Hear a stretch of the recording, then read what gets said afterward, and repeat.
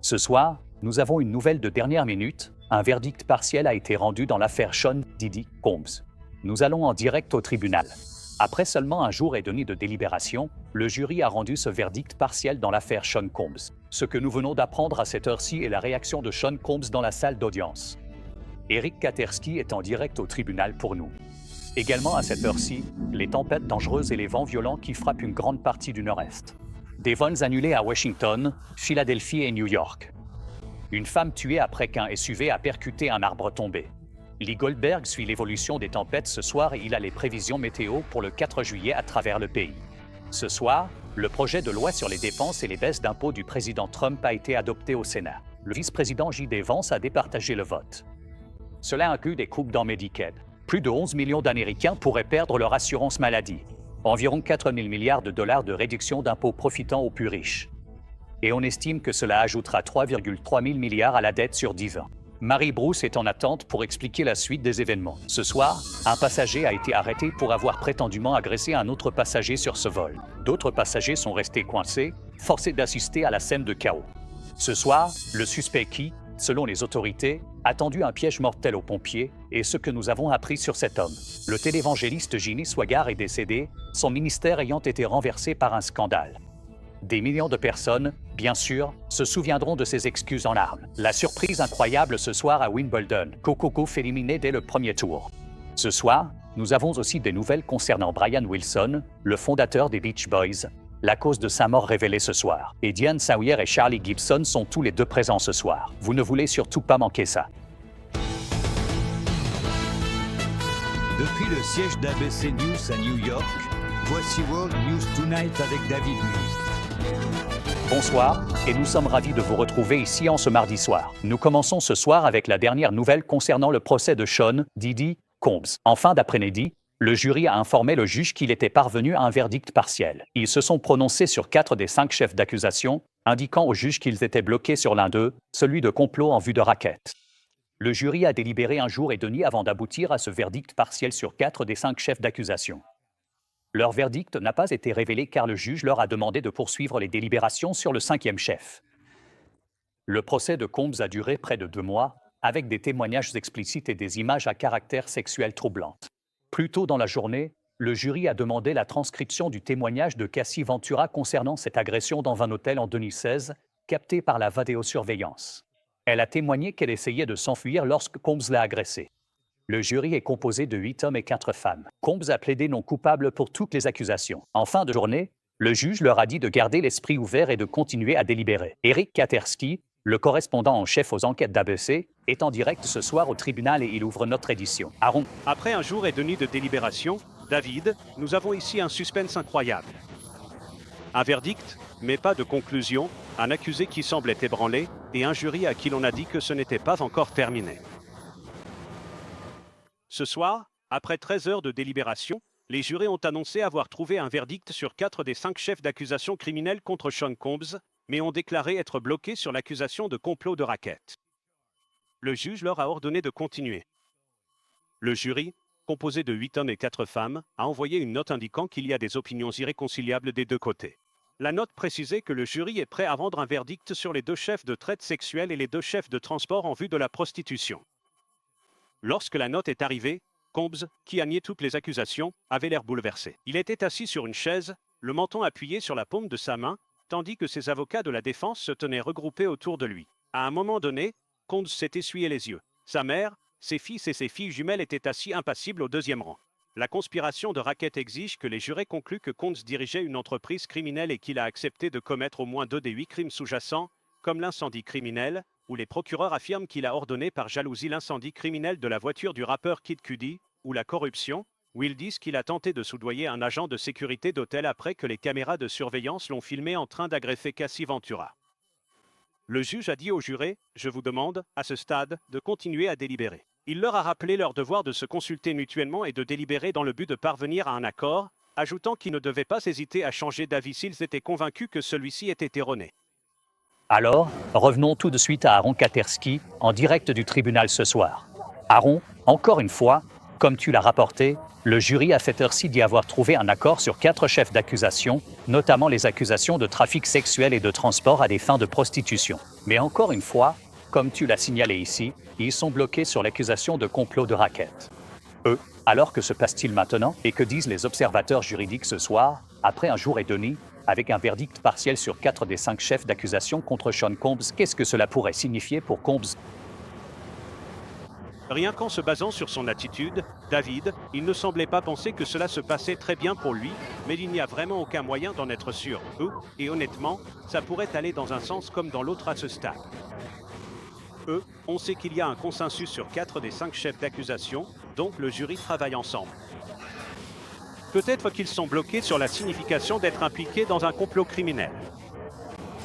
Le jury va revenir et repartir à zéro demain, David, après plus de 13 heures de délibération jusqu'à présent. David. Eric Katerski présente les nouvelles. Aaron, merci. En attendant, nous nous tournons maintenant vers les tempêtes dangereuses et les vents violents qui frappent une grande partie du nord-est tard dans la journée et jusqu'à ce soir. Annulation et retard de vol à Washington DC, Philadelphie, New York. De puissants orages remontent tout le long du corridor de LI 95. Plus de 30 millions d'Américains sont sous la menace de conditions météorologiques sévères, avec des vents destructeurs et des risques d'inondations soudaines ce soir.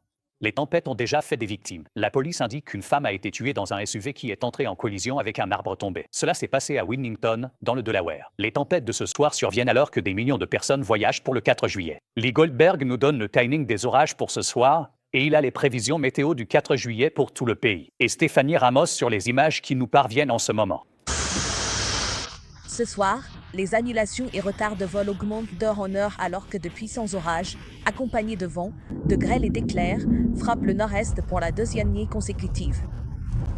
L'Interstate 95 a été inondé alors qu'une alerte aux crues soudaines était en vigueur à Philadelphie en fin de journée. Petit rappel, faites demi-tour, ne vous noyez pas. Si vous voyez de l'eau sur la route, n'essayez pas de passer à travers en voiture. Les drapeaux de la Maison-Blanche flottent au vent alors que les tempêtes engloutissent la capitale du pays. Pendant la nuit, des orages ont déversé près de 15 cm de pluie par endroits en Pennsylvanie, déclenchant une urgence de crue soudaine dans le comté de Lancaster. Et à Wilmington, dans le Delaware, une femme de 79 ans a été tuée lorsqu'un arbre est tombé juste devant la voiture dans laquelle elle se trouvait. Le conducteur a tenté d'éviter l'obstacle, mais il était déjà trop tard.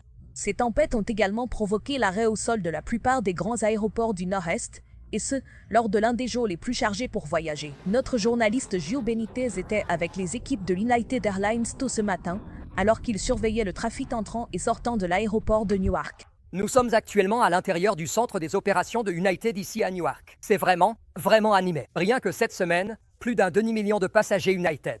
Et regardez, ils surveillent la météo de très près.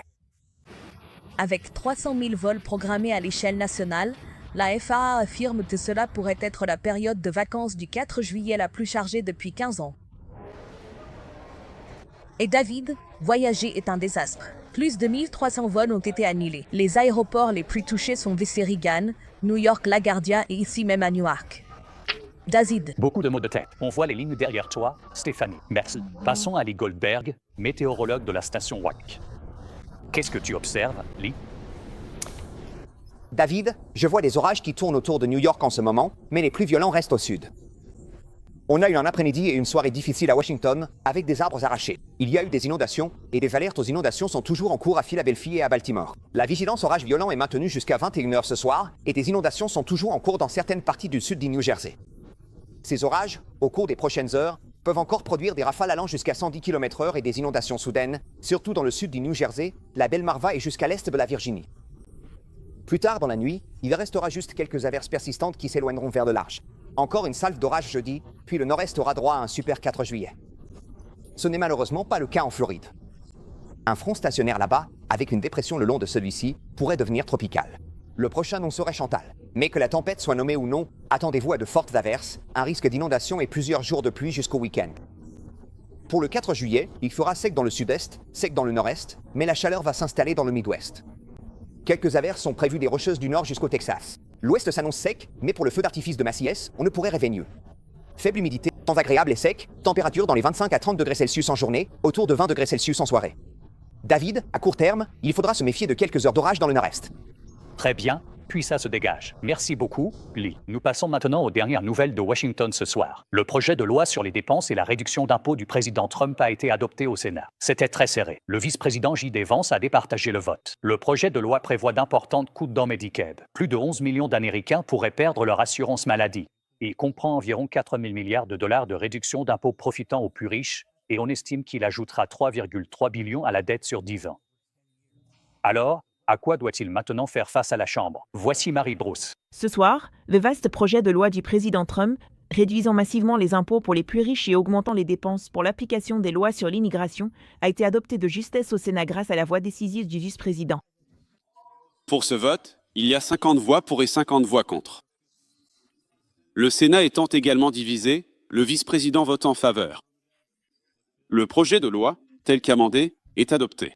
Le projet de loi prévoit environ 4 000 milliards de dollars de réduction d'impôts, principalement pour les Américains les plus riches.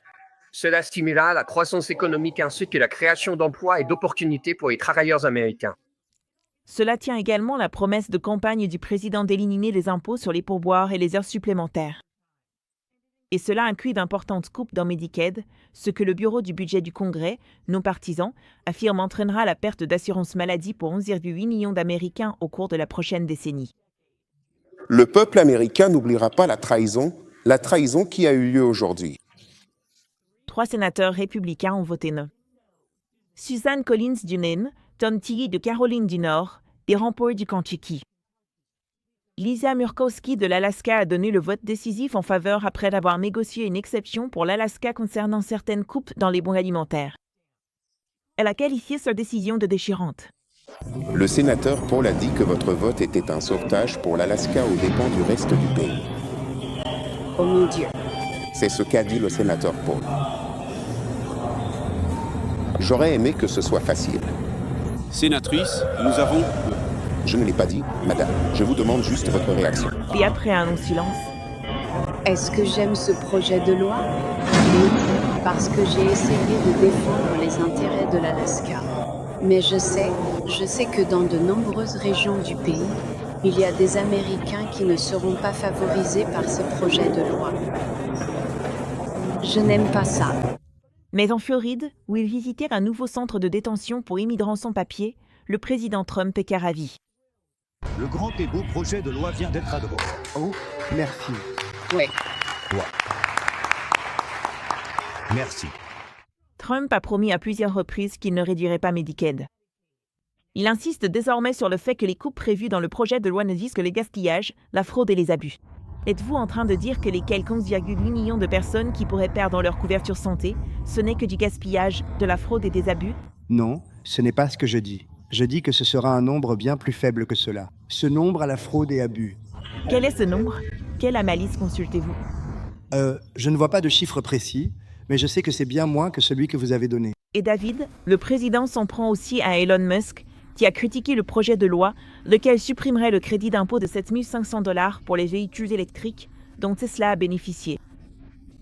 Aujourd'hui, le président menace de s'en prendre à Musk en utilisant l'agence même que Musk a créée, déclarant qu'il est peut-être temps que Doge examine de près ses contrats gouvernementaux. Quant à l'avenir du projet de loi ce soir, il est désormais entre les mains de la Chambre, où il fait déjà face à la résistance de certains républicains. David. Très bien, Marie Brousse, je sais que tu le regarderas pour nous. Merci. Ce soir, le suspect accusé d'avoir tendu ce piège mortel aux pompiers de l'Idaho est ce que nous avons maintenant appris sur le suspect. Mac Gutman est encore là ce soir. Ce soir, ABC News a appris que le suspect dans cette embuscade mortelle contre les pompiers dans l'Idaho avait une obsession pour les armes à feu et les symboles ariens et nazis, selon un ancien camarade de classe. Les autorités affirment que Warhol, 20 ans, a tendu une embuscade aux pompiers à un point de départ de sentier très fréquenté à Coeur d'Alene dimanche. En ce moment, tireur actif. Coup de feu tiré. Le tireur a tué 2 pompiers, en a blessé un 3e, avant de se donner la mort. Des sources proches de l'enquête nous disent que le suspect a grandi entouré d'armes à feu en Arizona. Et ce soir, l'ancien camarade de classe du suspect, Dieter, qui nous a demandé de n'utiliser que son prénom, m'a confié que le suspect avait une passion pour les armes à feu. Il était très pro-armes. Il nous montrait des vidéos de vie en train de tirer, ce genre de choses. Il nous envoyait ces vidéos. Et Dieter ajoute également que Rowley avait eu des ennuis au lycée pour avoir dessiné des croix gammées dans les manuels scolaires. Vous dites qu'il avait une sorte d'affinité pour la race aryenne? Je dirais que oui. Pour la race aryenne, pour le nazisme. Et ce soir, alors que le pompier blessé, Dave Tisdale, se bat pour sa vie, la communauté se rassemble. David, les autorités me disent qu'ils ont en grande partie maîtrisé cet incendie. Ils ont commencé à traiter la faine. Ils disent aussi que personne n'avait vu cela venir. Le suspect n'avait pas d'antécédents criminels. Ils ont maintenant accès à son téléphone et travaillent dessus. Ils ont également étudié attentivement ses réseaux sociaux. Ils n'ont trouvé aucun lien avec une quelconque organisation extrémiste, David. D'accord. Matt Gutman à Coeur d'Alene, Idaho ce soir. Matt, merci. Nous apprenons aujourd'hui que le télévangéliste Ginny Swaggart est décédé. Swaggart comptait des millions de fidèles dans les années 1980 jusqu'à sa chute. Sa confession, déchue de fonction, a été vue. J'ai péché contre toi, mon Seigneur. Swaggart n'a jamais cessé de prêcher l'Évangile. Ce soir, ce message de la famille de Ginny Swaggart, j'ai combattu le bon combat. J'ai achevé la course. Ginny Swaggart avait 90 ans. Quand nous reviendrons ce soir, nous avons des nouvelles concernant Brian Wilson, le fondateur des Beach Boys. La cause de sa mort a maintenant été révélée. Diane Sawyer et Charlie Gibson sont également avec nous. Vous ne voudrez pas manquer ça. Et les images inquiétantes de ce soir. Un passager a été arrêté, soupçonné d'avoir agressé un autre passager lors de ce vol. Les autres passagers, piégés, ont été forcés d'assister au chaos dans un instant ici. C'est parti, prêt? Ginny Swaggart avait 90 ans. Quand nous reviendrons ce soir, nous avons des nouvelles concernant Brian Wilson, le fondateur des Beach Boys. La cause de sa mort a maintenant été révélée. Diane Sawyer et Charlie Gibson sont également présents ce soir. Vous ne voudrez pas manquer ça. Et les images inquiétantes de ce soir. Un passager a été arrêté, soupçonné d'avoir agressé un autre passager lors de ce vol. Des passagers piégés par le chaos. Ce soir, un homme du New Jersey a été arrêté après avoir prétendument agressé un autre passager. Le vol Frontier venait tout juste d'atterrir à Miami dimanche, les deux hommes échangeant des coups sous les yeux des autres passagers. La vidéo qui émerge maintenant, les autorités précisent que l'homme agressé n'a pas été blessé. L'agresseur présumé a été conduit à l'hôpital puis placé en garde à vue pour coups et blessures. Quand nous reviendrons ce soir, le bouleversement spectaculaire à Wimbledon pour une star américaine. Et Diane Sawyer et Charlie Gibson sont ici même ce soir. Passons à l'index des autres actualités de ce soir, et nous venons d'apprendre la cause du décès du fondateur des Beach Boys, Brian Wilson. Wilson est décédé le 11 juin à l'âge de 82 ans. USA Today rapporte ce soir qu'il a subi plusieurs minutes d'arrêt respiratoire. D'autres causes contributives mentionnées étaient la septicémie et une infection de la vessie. Il a été incinéré et enterré dans un cimetière du sud de la Californie, près de l'UCLA. La gagnante de Roland-Garros, Coco Gauff, est désormais éliminée de Wimbledon, battue en 2-7 par une joueuse ukrainienne non tête de série. C'est la deuxième fois en 3 ans que Gauff, classée numéro 2, est éliminée au premier tour de Wimbledon, mais bien sûr, avec cette victoire à Roland-Garros à son actif. Quand nous reviendrons ce soir, Diane Sawyer et Charlie Gibson seront tous les deux là, une note personnelle.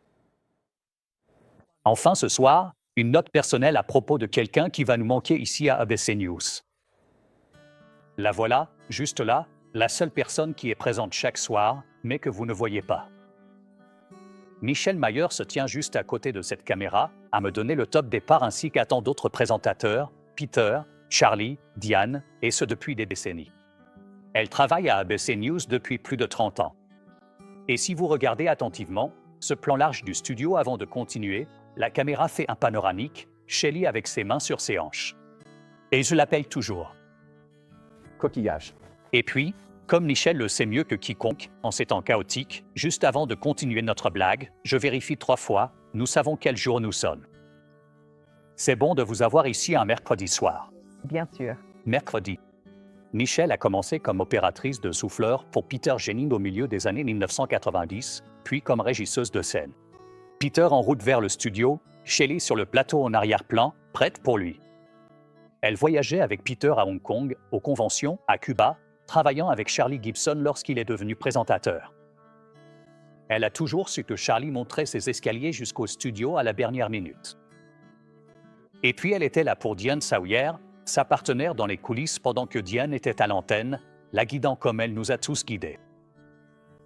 Et en cette soirée où nous lui disons au revoir, Diane voulait s'assurer que tous ceux qui regardent à la maison connaissent la personne sur qui nous comptons tous derrière la caméra. Je veux simplement que toutes les personnes formidables qui regardent World News sachent que lorsque vous regardez la personne assise à ce bureau, vous regardez en réalité aussi l'entraîneuse derrière la caméra. Michel, toujours là pour dire « Allez, on avance » ou « Ralentis un peu » ou « Il est temps de sortir » ou, dans mon cas, elle avait le plus souvent des pancartes imprimées. Et quand Shelly dit de se tenir droit, on obéit. Et quand nous avons contacté Charlie pour lui demander s'il voulait dire un mot ou deux sur Michel, il a répondu « Bien sûr, oui ». La première nuit où l'émission m'appartenait, où je le remplaçais plus simplement Peter, je suis entré dans le studio et Michel m'a dit « Il y a peut-être des gens ici qui ont un peu peur de toi. » Moi, non. C'est moi qui vais te dire quoi faire. Et elle l'a fait de la manière la plus gentille qui soit pendant 4 ans. Elle nous appelle tous ses présentateurs, de Peter à Charlie en passant par Diane. Et quelle chance j'ai, depuis plus d'une décennie maintenant, de l'avoir comme partenaire. Mais elle dit que le moment est venu de reprendre son souffle chez elle, dans le Kentucky. Je suis encore dans le déni par rapport à tout ça. Je n'arrive pas à croire que, Shelly s'en va, ma complice là-bas. C'est elle qui me donne les indications chaque soir, debout à côté de cette caméra. Mais Shelly, rien que pour toi, ce soir j'espère que tu remarqueras que tu vas voir mes poignets. La seule raison pour laquelle quelqu'un voit mes poignets, c'est parce que Shelly me dit toujours « Remonte tes poignets ». J'ai ma montre, je porte ma montre parce que Shelly aime quand j'arrive avec ma montre. Ça n'arrive qu'une ou deux fois par an, à tout casser. Aujourd'hui, je porte un costume complet, rien que pour toi Shelly, comme tu le sais. D'habitude, c'est Jean en bas derrière ce bureau. Mais pour toi, le costume complet, parce que je sais que tu n'aimes pas les jeans. Et je me suis fait couper les cheveux. Je me suis fait couper les cheveux pour toi, Shelly. Et Diane avait un message sur leur amour commun pour la maison. On était juste 2 filles du Kentucky arrivées dans la grande ville. Elle était hilarante quand on avait besoin de rire. Et surtout, elle est et restera toujours une personne qui se soucie passionnément de ce que nous faisons. Et Michel, cette passion, le fait de nous aider tous à être les meilleurs possibles pendant si longtemps, ce moment t'appartient. Tu le mérites, Shelly. Rentre chez toi, dans le Kentucky. Tu retrouveras ta famille, les chevaux et la magnifique campagne. Et quelle 11 années ce fut à tes côtés. Je ne sais pas ce que je vais faire. Tu vas nous manquer, mais tu as placé la barre très haut. On va continuer à baisser nos manches et à se tenir droit pendant des années. Parce qu'on sait que sinon, on aura des nouvelles de quelqu'un du Kentucky. Très bien, alors montrons-lui. Elle ne me laisse pas faire ça, mais le dernier soir, montrons Shelly ici pour me signaler la fin de l'antenne. Combien de secondes me reste-t-il? 3. Nous t'aimons, Shelly. Bonne nuit. David Muir, le journal télévisé le plus regardé en Amérique. Et maintenant, World News Tonight d'ABC a remporté l'Emmy du meilleur programme d'information en direct pour la 3e année consécutive.